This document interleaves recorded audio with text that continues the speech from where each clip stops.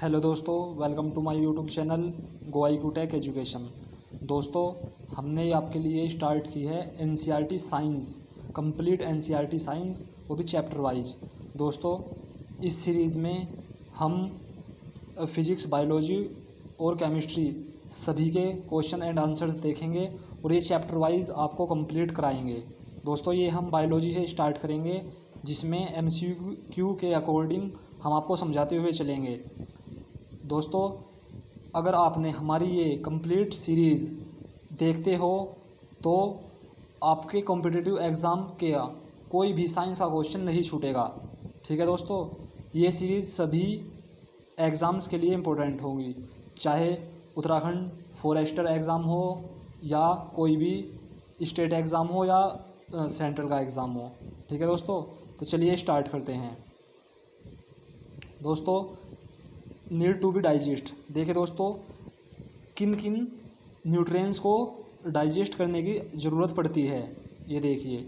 जैसे कार्बोहाइड्रेट हुआ, प्रोटीन हुआ या फैट्स हुआ। देखिए दोस्तों, जैसे जो भी हम कुछ डे टू डे लाइफ में खाते हैं, कुछ भी, चाहे नाश्ता करते हैं, खाना खाते हैं या फास्ट फूड खाते हैं, फ्रूट्स खाते हैं, तो उनसे हमें क्या मिलता है? उनसे हमें या तो कार्बोहाइड्रेट मिलता है, या प्रोटीन मिलता है, फैट्स मिलता है, या विटामिन्स या मिनरल्स। तो दोस्तों, इनमें कुछ तो न्यूट्रिएंट्स ऐसे होते हैं जो हमारी बॉडी द्वारा डायरेक्टली एब्जॉर्ब कर लिए जाते हैं, लेकिन कुछ ऐसे होते हैं जिसे हमारी बॉडी को पचाना पड़ता है, यानी डाइजेस्ट करना पड़ता है। ठीक है दोस्तों, उसमें जैसे कार्बोहाइड्रेट हुआ, कार्बोहाइड्रेट की कुछ फॉर्म तो ऐसी होती हैं जो हमारी बॉडी डायरेक्टली एब्जॉर्ब कर लेती है, जैसे ग्लूकोज वगैरह, और कुछ ऐसे भी न्यूट्रॉन्स होते हैं जो हमारी बॉडी जिन्हें हमारी बॉडी डायरेक्ट एब्जॉर्ब नहीं कर पाती। ठीक है दोस्तों, तो चलिए इसी के अकॉर्डिंग हम समझते हुए चलते हैं। देखिए दोस्तों, डाइजेशन में ये 5 स्टेप्स होते हैं। Number 1, ingestion. इंजेशन यानी खाने को मुंह में लेना। दूसरे नंबर पर आता है डाइजेशन। डाइजेशन यानी जो खाना खाया है उसे पचाना। फिर आता है एब्जॉर्प्शन, यानी जो हमने खाना खाया है उसे हमारे सेल्स द्वारा अवशोषित करना। ठीक है दोस्तों। एसिमिलेशन, यानी जो अवशोषित किया हुआ खाना है उसका यूज़ करना हमारी सेलों द्वारा। फिर आता है इंजेशन। इंजेशन यानी जो अपचित भोजन रह गया है उसे पंप आउट कर देना बाहर। ठीक है दोस्तों, तो जिस भी प्राणी में, जिस भी ऑर्गेनिज्म में ये 5 स्टेप्स होते हैं, इसे बोलते हैं होलोजोइक मोड ऑफ न्यूट्रिशन। ठीक है दोस्तों, हम ह्यूमन के अंदर भी होलोजोइक मोड ऑफ न्यूट्रिशन ही होता है। ह्यूमन्स हुआ और अमीबा, अमीबा के अंदर भी सेम ही होता है। ठीक है दोस्तों, चलिए इस चैप्टर का फाइनली टारगेट क्या होता है ये देख लेते हैं। कार्बोहाइड्रेट का ग्लूकोज में तोड़ना इस चैप्टर का फाइनल टारगेट होता है, और प्रोटीन का एमिनो एसिड में टूटना, फैट्स का फैटी एसिड और ग्लिसरॉल में तोड़ना, ये ही फाइनल टारगेट होता है डाइजेशन का। और ये भी ऐसे ही नहीं टूटता, इसके लिए डाइजेस्टिव ग्लैंड्स होती हैं कुछ जो एंजाइम सिक्रेशन करती हैं, और उन एंजाइम की सहायता से इनका पाचन होता है। और जो भी अपचित भोजन रह गया है उसे, अनडाइजेस्टेड फूड या अपचित भोजन रह गया है उसे पंप आउट कर देना NH के थ्रू। ठीक है दोस्तों, तो चलिए स्टार्ट करते हैं अपने पहले क्वेश्चन से। तो पहला क्वेश्चन है, उस प्रक्रिया को क्या कहते हैं जिसमें बड़े और जटिल अणु एंजाइम की सहायता से छोटे और सरल अणु में टूटते हैं। ठीक है दोस्तों, तो उसे बोलते हैं पाचन यानी डाइजेशन। ये डाइजेशन की ही डेफिनेशन है। जैसे कोई बड़ा मॉलिक्यूल्स होता है उसके छोटे छोटे मॉलिक्यूल्स में तोड़ देते हैं उसे, और ये भी ऐसे नहीं टूटता, ये भी एंजाइम की सहायता से टूटता है। ठीक है दोस्तों, तो इतने बड़े अणु को तो हमारी बॉडी डायरेक्ट एब्जॉर्ब नहीं कर सकती, जब ये छोटे छोटे अणुओं में टूट जाता है उसे एब्जॉर्ब कर लेती है। तो ये पाचन की ही डेफिनेशन है, इसे याद रखिएगा। दूसरा क्वेश्चन, निम्न में से कौन मनुष्य के पाचन तंत्र का भाग है? तो देखो दोस्तों, मेनली पाचन तंत्र के 2 भाग होते हैं। नंबर 1 पे आता है एलिमेंट्री कैनाल यानी आहार नाल। ठीक है, और दूसरा होता है पाचन ग्रंथियाँ। ठीक है, आहार नाल की अगर हम बात करें तो आहार नाल क्या होता है, देखिए ये मुख गुहा होती है, बकल कैविटी इसे बोलते हैं, बकल कैविटी। इसी के अंदर का ये पार्ट है। ये आहार नाल जो होती है वो 5 भागों से मिलकर बनती है, जिसका पहला भाग है बकल कैविटी, ये होता है, ये मुख गुहा जिसे बोलते हैं। दूसरा होता है ग्रास नली यानी इसोफेगस, ये जो नली होती है। ठीक है, तीसरा होता है फिर स्टमक, स्टमक जो है ना पेट, जिसे पेट बोलते हैं, स्टमक। चौथा स्मॉल इंटेस्टाइन यानी छोटी आंत, और 5वां होता है बड़ी आंत। इसी के अकॉर्डिंग हम क्वेश्चन को देखते हुए चलेंगे। जैसे पहले हम पूरी की पूरी नॉलेज लेंगे बकल कैविटी के से फिर हम इसोफेगस के बारे में जानेंगे, फिर स्टमक, इस तरह से ही। और ये इसी तरह से हम पूरे चैप्टर को कवर करेंगे। चलिए नेक्स्ट क्वेश्चन। मनुष्य में आहार नाल की लंबाई कितनी होती है? मनुष्य में आहार नाल की लंबाई, जिसमें भी 5 स्टेप्स ना, मुख गुहा से लेकर गुदा तक यानी एनएस तक, इसकी लंबाई होती है लगभग 9 मीटर। ठीक है दोस्तों, इसकी लंबाई होती है 9 मीटर। और इस 9 मीटर में सबसे ज़्यादा पार्ट होता है स्मॉल इंटेस्टाइन का। स्मॉल इंटेस्टाइन यानी छोटी आंत का, वो लगभग 6 मीटर की होती है। ठीक है दोस्तों, चलिए नेक्स्ट क्वेश्चन। मनुष्य में आहार नाल डैश से शुरू होती है और गुदा यानी एनएस में समाप्त हो जाती है। तो डैश कहाँ से शुरू होती है?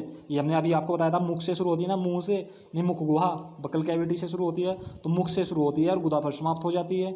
ठीक है, चलिए नेक्स्ट क्वेश्चन। मनुष्य में आहार नाल का भाग है। मनुष्य में आहार नाल के 5 पार्ट होते हैं, बताया था स्टार्टिंग में ही मैंने। एक होता है बकल कैविटी, दूसरे नंबर पर आता है इसोफेगस, स्टमक, स्मॉल इंटेस्टाइन और लार्ज इंटेस्टाइन। ठीक है, तो इसका आंसर क्या हो जाएगा? इनमें से सभी, ये सभी होते हैं आहार नाल के भाग। ठीक है, चलिए नेक्स्ट क्वेश्चन। निम्नलिखित में से हमारे मुख गुहा में उपस्थित नहीं है। जीभ, अगर जीभ की बात करें, टंग मुख गुहा में होती है, कोई डाउट नहीं। दांत, ये भी होते हैं। रस संवेदी ग्राही यानी गस्टेटरी रिसेप्टर्स, देखिए दोस्तों, ये भी होते हैं, हमारी जीभ में पाए जाते हैं। तो इसका काम होता है, इन गस्टेटरी रिसेप्टर्स का काम होता है टेस्ट को सेंस करना। ठीक है दोस्तों, हमारी जीभ में होती हैं पीपली और पीपली में पाए जाते हैं टेस्ट बर्ड्स, और टेस्ट बर्ड्स में पाए जाते हैं गस्टेटरी रिसेप्टर्स, जिनका काम होता है टेस्ट को सेंस करना। जैसे खट्टा है, मीठा है, ये जो सेंस करते हैं गस्टेटरी रिसेप्टर्स ही करते हैं। तो उपस्थित नहीं है। एपिग्लोटिस की अगर बात करें, एपिग्लोटिस, ये इसका आंसर होगा। एपिग्लोटिस क्या होता है? ये होता है, देखो, जो लैरिंग्स होता है, लैरिंग्स कंठ बोलते हैं जैसे हिंदी में कंठ, उसके बाद से 2 नली बनती हैं। एक तो होती है खाने की नली, जैसे अगर ये खाने की नली है, इसोफेगस है, तो ये होती है ट्रैकिया, इसे बोलते हैं ट्रैकिया। ट्रैकिया यानी शोषण नली। शोषण नली के ऊपर एक ढक्कन टाइप नुमा होता है, एक ढक्कन ही समझ लीजिए इसका, एक ढक्कन होता है जो सांस नली में खाने को जाने से रोकता है। तो वो एपिग्लोटिस का ही काम होता है। एपिग्लोटिस का काम क्या होता है? सांस नली में खाने को जाने से रोकना। तो इसका आंसर हो जाएगा एपिग्लोटिस। ठीक है दोस्तों, चलिए नेक्स्ट क्वेश्चन। जीभ के किस भाग से मीठे स्वाद का पता चलता है? मीठे स्वाद का पता चलता है, देखो ये है हमारी जीभ। जीभ के अलग अलग जगह से अलग अलग स्वाद का पता चलता है।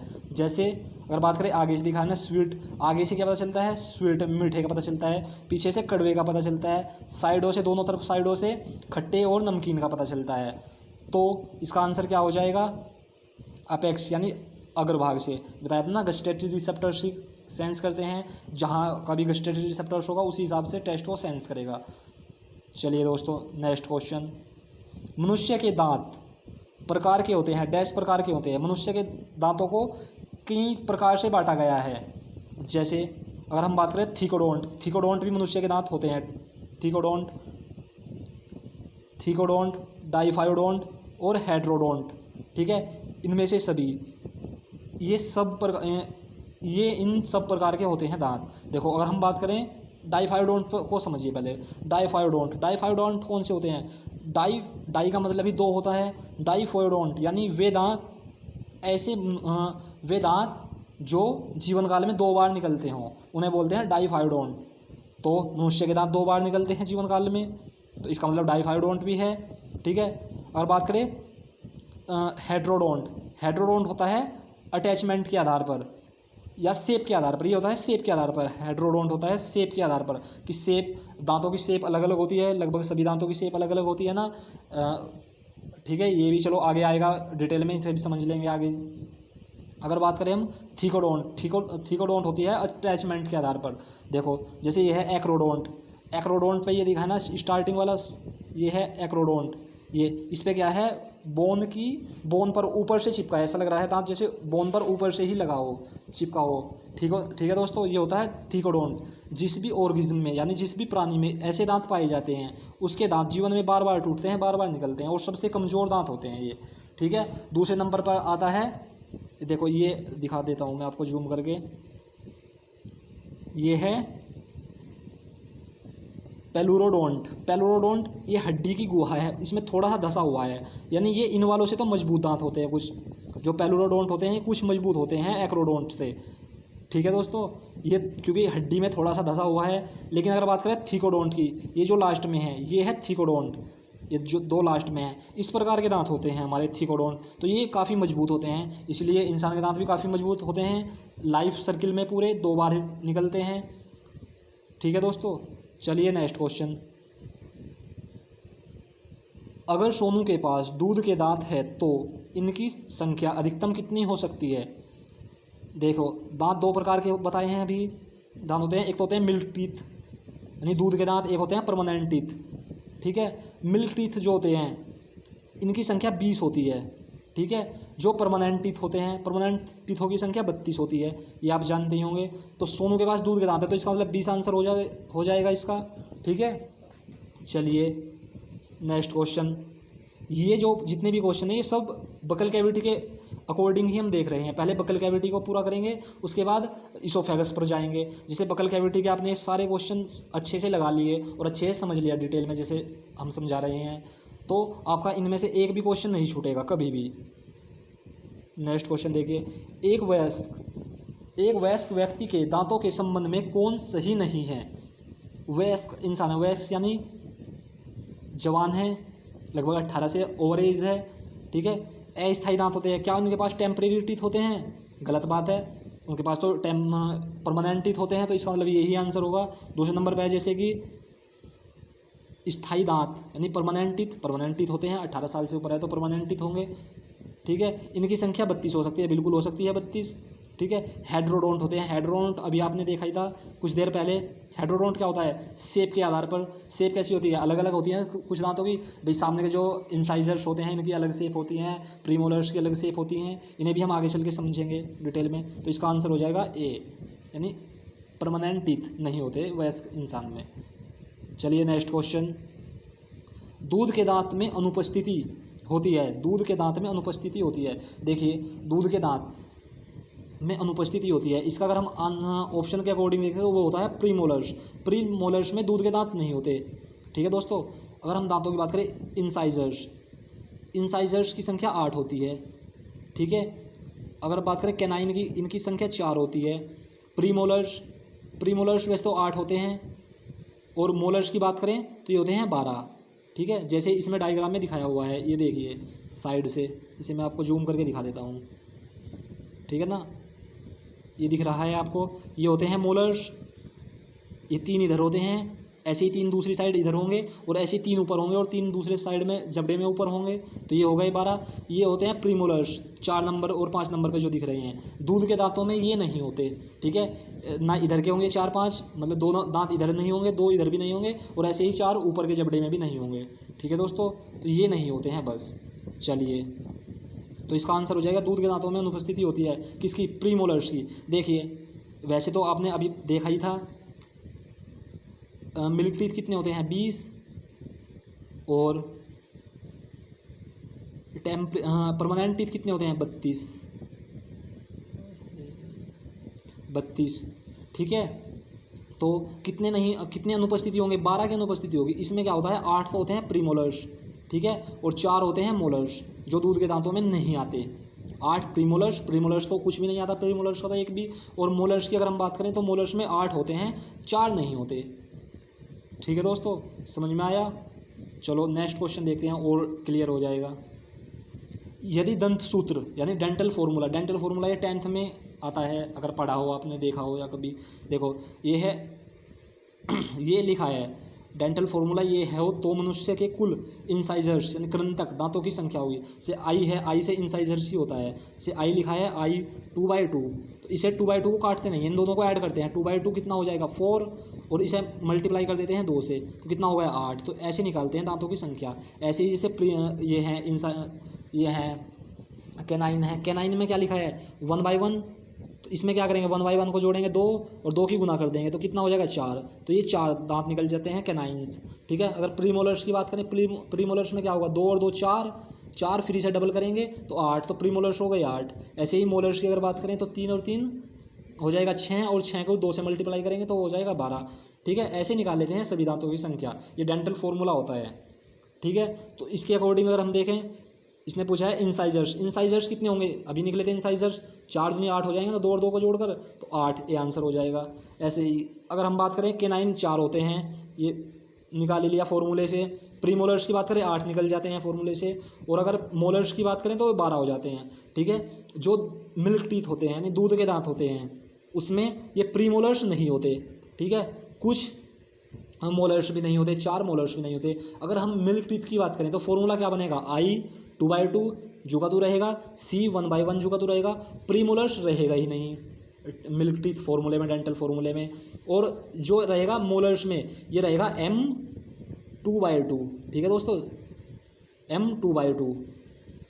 ठीक है, चलिए नेक्स्ट क्वेश्चन, मनुष्य में उन दांतों की संख्या कितनी होती है जो पूरे जीवन काल में एक ही बार निकलते हैं। अभी आपको बताया ही था, जो मिल्क टीथ होते हैं वे कितने होते हैं, मिल्क टीथ कितने होते हैं 20, और परमानेंट टीथ कितने होते हैं 32।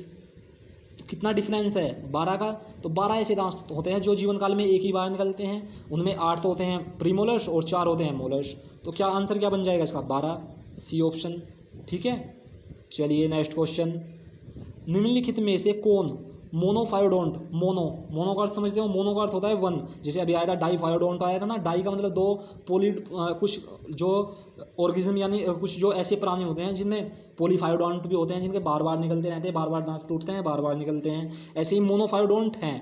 मोनोफायोडोंट क्या हैं, अभी आपको बताया था, प्रीमोलर्स एक ही बार निकलते हैं यानी मोनोफायोडोंट है, और प्रीमोलर्स तो हैं ही, और कुछ मोलर्स कुछ मोलर्स भी होते हैं ऐसे, 4 मोलर्स टीथ ऐसे होते हैं जो एक ही बार निकलते हैं, उन्हें एक स्पेशल नाम दिया जाता है विजडम टीथ, यानी अक्ल की दांत, विजडम टीथ बोल देते हैं उन्हें, ये स्पेशल नाम है उन्हीं के लिए जो 4 एक ही बार निकलते हैं। सुना है ना, अक्ल की दांत जो 18 के बाद ही निकलते हैं। ठीक है, तो इसका आंसर क्या हो जाएगा, ए एंड बी। ठीक है, चलिए नेक्स्ट क्वेश्चन, सामान्य अक्ल की दांत निकलती है, अक्ल की दांत कब निकलती है, 18 के बाद, ये तो नॉर्मली है, तो सभी को पता है, सभी की लाइफ में होता है, लगभग 18 के बाद निकलती है, लगभग 24 तक, लगभग 18 से 24 के बीच निकल जाती हैं। ठीक है दोस्तों, चलिए नेक्स्ट क्वेश्चन, निम्नलिखित में से कौन दांत का भाग है, दांत का देखिए, क्राउन की अगर बात करें, जो दांत का ऊपरला हिस्सा होता है जो हमें दिखाई देता है, जो नॉर्मली किसी को भी देखने से दिखता है, जो मसूड़े से ऊपर का हिस्सा होता है, ये वाला जो हिस्सा होता है, ठीक है, ये होता है क्राउन। ठीक है, फिर अगर निक की बात करें, निक होता है जो मसूड़ों में दबा रहता है, जो मसूड़े होता है ना यहाँ, ये वाला पोर्शन दांत का जो मसूड़े के साइड में होता है। ठीक है, इसे बोलते हैं निक, यानी ग्रीवा दांत के, ये होता है। और एक होता है जो हड्डी में दबा हुआ दांत होता है जो नीचे का होता है, इसे बोलते हैं रूट। ठीक है, ये 3 पार्ट होते हैं दांत के मेनली बाहर से। ठीक है, तो आंसर क्या होगा इसका, ये देखो शिखर यानी क्राउन ये भी होता है, निक भी होता है और रूट भी होता है, तो इनमें से सभी ये हमारे दांत के भाग हो गए ना। ठीक है, चलिए नेक्स्ट क्वेश्चन, दांत का वह भाग जो मसूड़े के ऊपर निकला होता है क्या कहलाता है, मसूड़ों के ऊपर निकला होता है क्या कहलाता है, क्राउन कहलाता है। ठीक है, ये आंसर हो जाएगा। चलिए नेक्स्ट क्वेश्चन, प्रत्येक दांत के भीतर एक गुहा होती है जिसे, प्रत्येक दांत के भीतर एक गुहा होती है। देखो आपने कभी कभी देखा होगा, टूटा हुआ दांत भी देखा होगा किसी का, तो उसके अंदर एक गड्ढे से बने हुए होते हैं लाइन सी पूरे, ये दिखा हुआ ना, ये जो वाइट सा पोर्शन दिख रहा है इसमें, ये देखो डायग्राम में जो वाइट सा पोर्शन है ये वाला, इसे बोलते हैं पल्प कैविटी।